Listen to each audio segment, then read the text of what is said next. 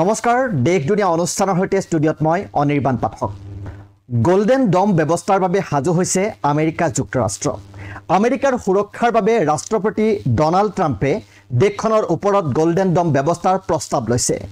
তাৰ বাবে ধনৰো আবণ্টন দিছে কিন্তু আমেৰিকা যুক্তৰাষ্ট্ৰৰ এই গোল্ডেন ডম ব্যৱস্থাৰ বিৰোধিতা কৰিছে বিশ্বৰ কেইবাখনো দেশে গোল্ডেন ডমৰ বিৰোধিতা কৰিছে উত্তৰ কোৰিয়া আৰু চীনে বিৰোধিতা কৰিছে ৰাছিয়ায়ো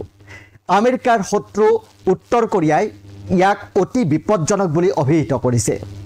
কিন্তু এটা প্ৰশ্ন হৈছে কি এই গোল্ডেন ডম আৰু ইয়াৰ বিৰোধিতা কিয় গোল্ডেন ডম হৈছে এটা বহুস্তৰীয় প্ৰতিৰক্ষা ব্যৱস্থা আমেৰিকাৰ ৰাষ্ট্ৰপতি ডনাল্ড ট্ৰাম্পে কোৱা অনুসৰি ই পৰৱৰ্তী প্ৰজন্মৰ প্ৰযুক্তিৰে স্থল সমুদ্ৰ আৰু মহাকাশ ভিত্তিক সংবেদক আৰু প্ৰতিৰোধকসমূহৰ সৈতে সংস্থাপিত হ'ব ৰাষ্ট্ৰপতি ডনাল্ড ট্ৰাম্পে কৈছে গোল্ডেন ডমে বিশ্বৰ অন্য ঠাইৰ পৰা বা মহাকাশৰ পৰা নিক্ষেপ কৰা ক্ষেপণাস্ত্ৰসমূহ প্ৰতিৰোধ কৰিবলৈ সক্ষম হ'ব তেওঁ লগতে কৈছে যে তেওঁ নিজৰ কাৰ্যকাল শেষ হোৱাৰ আগতেই ইয়াক কাৰ্যকৰী কৰিব বিচাৰে এই ধাৰণাটোত স্থল আৰু মহাকাশ ভিত্তিক ক্ষমতাসমূহ অন্তৰ্ভুক্ত হ'ব এই ক্ষমতাসমূহ হ'ব ক্ৰমে ক্ষেপণাস্ত্ৰৰ বিৰুদ্ধে প্ৰতিৰক্ষা প্ৰদান কৰা উৎক্ষেপণৰ আগতেই তেনে ক্ষেপণাস্ত্ৰ চিনাক্ত কৰি ধ্বংস কৰা উৰণৰ প্ৰাৰম্ভিক পৰ্যায়ত প্ৰতিৰোধ কৰা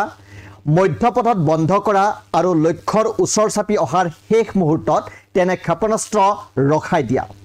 আমেৰিকাৰ এই গোল্ডেন ডম নিৰ্মাণ হ'ব ইজৰাইলৰ নিৰাপত্তাৰ ঢাল স্বৰূপ আইৰন ডমৰ আৰ্হিত ইতিমধ্যে বিগত সপ্তাহত ৰাষ্ট্ৰপতি ডনাল্ড ট্ৰাম্পে এই ব্যৱস্থা নিৰ্মাণৰ বাবে অনুমোদন দিছে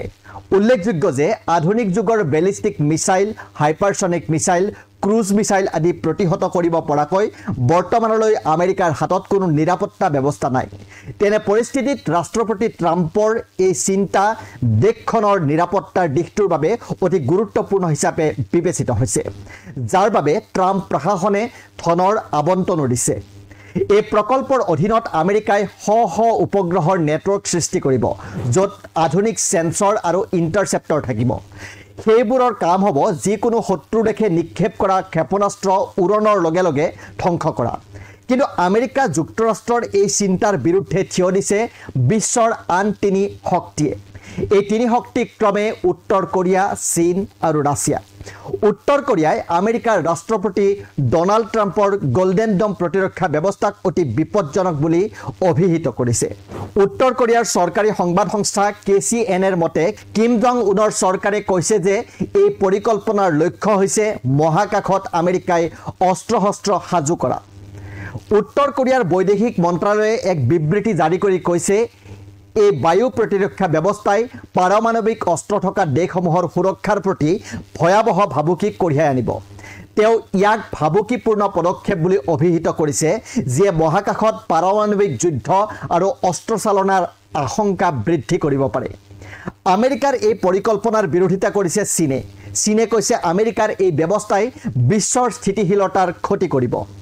ৰাছিয়ায়ো আমেৰিকাৰ এই পৰিকল্পনাক সমালোচনা কৰিছে কিন্তু পাছত ৰাছিয়াই ইয়াক আমেৰিকাৰ এক সাৰ্বভৌম বিষয় বুলি অভিহিত কৰিছে অৱশ্যে আমেৰিকাই ইয়াৰ বাবে পৰামৰ্শ লোৱা উচিত বুলিও